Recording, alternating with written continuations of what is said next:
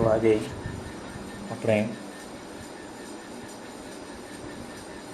Semester 3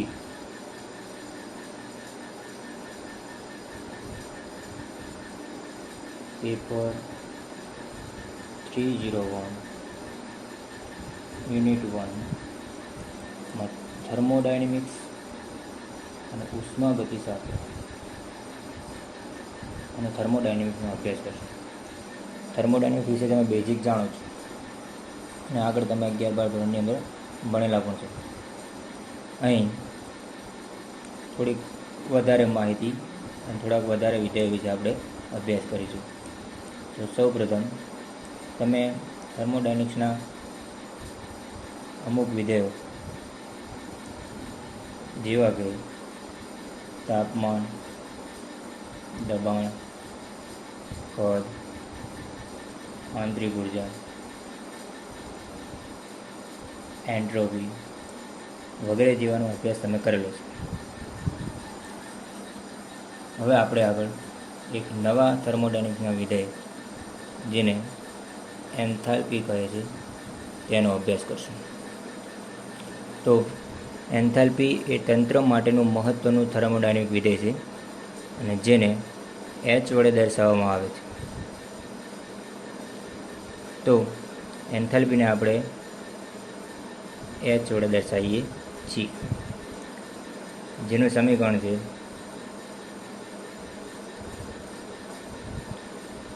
H બરાબર you plus PV, જ્યાં આપણે એચ એટલે કે એન્થાલ્પી,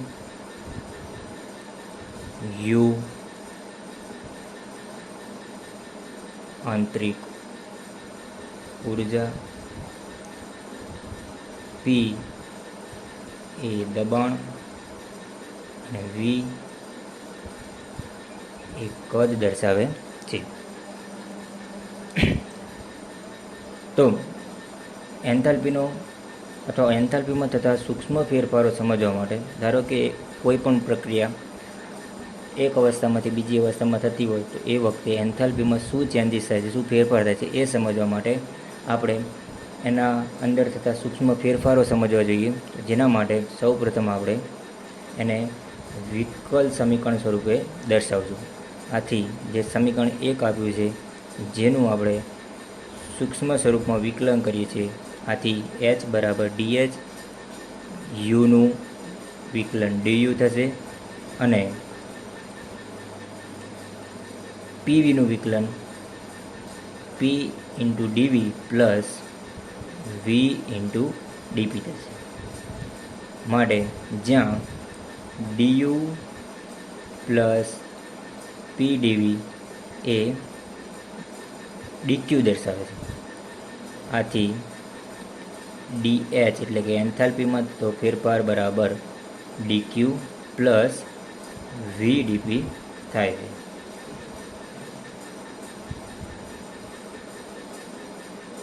ત્યારબાદ હવે જે ડીએચ બરાબર ડીક્યુ પ્લસ વીડીપી મળે છે આપણને, એનું આપણે ડીટી વડે ભાગાકાર કરીએ છીએ, એટલે ડીટી વડે ભાગતા. તો બંને બાજુ આપણે ડીટી વડે ભાગતા સમીકરણની ડાબી બાજુ ડીએચ અપોન ડીટી અને જમણી બાજુ DQ by DT in plus V into DP by DT તરીકે આપણે દર્શાવી શકીએ છીએ. હવે અહીં જો પ્રક્રિયા એ અચળ દબાણે થતી હોય, અચળ દબાણનો મતલબ ત્યાં દબાણ અચળ છે એટલે કે ડીપી ઇઝ ઇક્વલ ટુ 0 થશે. એટલે આપણા સમીકરણ 4ની અંદર જ્યાં ડીપી દર્શાવે છે ત્યાં આપણે 0 દર્શાવી દઈશું. માટે સમીકરણ 4નો ડાબી બાજુ બરાબર ડીએચ બાય ડીટી, અચળ દબાણે પ્રોસેસ થતી હોવાથી આપણે એને અચળ દબાણે પી રાખશું કૌંસની બહાર.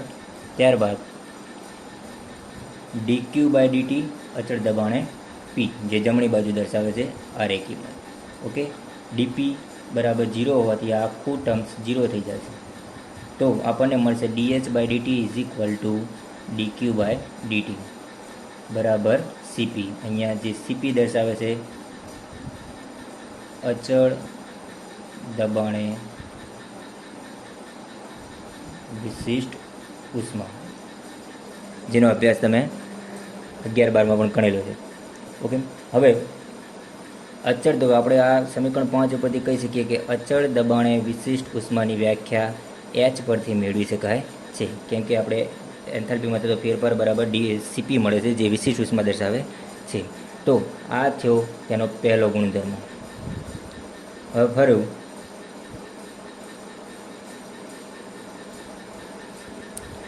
કે DH બરાબર DQ, આ પ્રોસેસ અચળ દબાણે છે. તે આપણે આગળ સમીકરણ હતું DH બરાબર DQ પ્લસ VdP, જ્યાં DP બરાબર 0 લેતા આપણને સમીકરણ મળે છે DH બરાબર DQ, જ્યાં DH એ એન્થાલ્પીમાં થતો ફેરફાર દર્શાવે છે.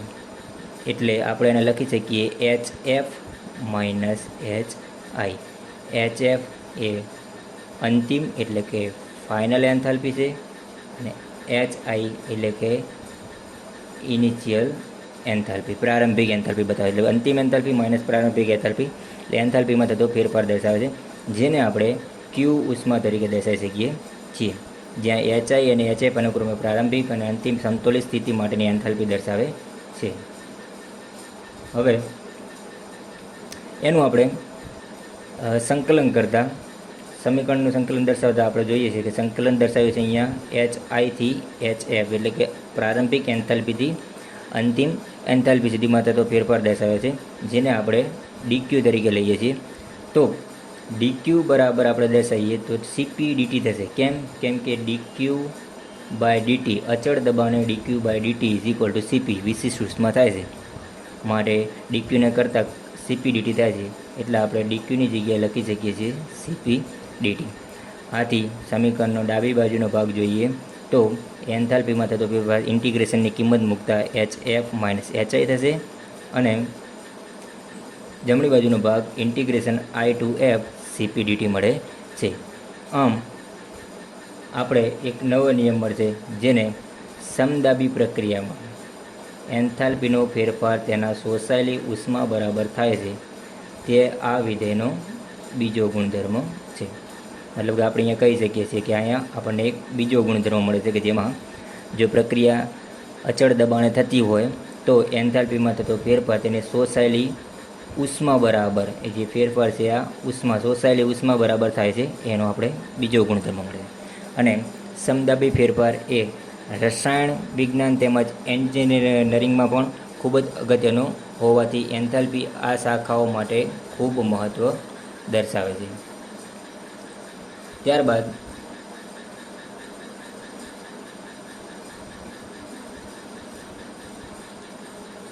હવે જો પ્રક્રિયા સમોષ્મી ફેરફાર થતો હોય, પ્રક્રિયાની અંદર સમોષ્મી ફેરફાર મતલબ DQ ઇઝ ઇક્વલ ટુ 0, ઉષ્મા સમોષ્મી ઉષ્મા દર્શાવી હોય એટલે આપણે DQ ઇઝ ઇક્વલ ટુ 0 લઈએ છીએ. માટે આપણે આગળ જે સમીકરણ હતું DH બરાબર DQ પ્લસ VdP, જ્યાં પ્રક્રિયા સમોષ્મી થતી હોવાથી આપણે DQ બરાબર 0 લઈ લીધા, જેથી આપણને મળે છે DH બરાબર VdP.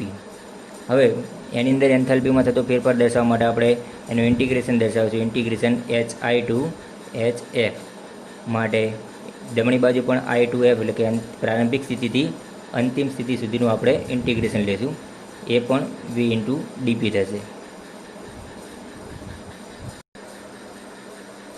તો અહીં દેખશું કે એન્થાલ્પીમાં થતો ફેરફાર V.DP તરીકે આપણે દર્શાવીએ છીએ. અહીં આપણે ઉષ્મા અચળ છે અને દબાણમાં ફેરફાર થશે, એટલે દબાણ એનું પ્રારંભિક એટલે P1 પહેલી અવસ્થામાં થતું દબાણ અને અંતિમ અવસ્થામાં રહેલું દબાણ છે. તો આમ આપણે કહી શકીએ કે સમોષ્મી ફેરફાર માટે એન્થાલ્પીનો ફેરફાર એ P વિરુદ્ધ V આલેખનું એક ક્ષેત્રફળ HBCD મળે છે. એટલે કે આપણે અહીંયા દર્શાવેલું આ ભાગ HBCD વાળો ભાગ, જેને આપણું આ ક્ષેત્રફળ દર્શાવે છે. જ્યારે આપણે પ્રક્રિયા સમોષ્મી થતી હોય, ઉષ્મા અચળ હોય, એ વખતની વાત કરી છે. દબાણમાં ફેરફાર થશે અહીંયાથી અહીંયા સુધીનું. ઓકે, આ રીતે આપણે એન્થાલ્પીમાં થતો ફેરફાર અને તેની સાથે જો પ્રક્રિયા સમદાબી એટલે કે અચળ દબાણે અથવા સમોષ્મી થતી હોય તો એન્થાલ્પી કેવી મળતી હોય છે, જેના વિશે આપણે ખ્યાલ મેળવ્યો.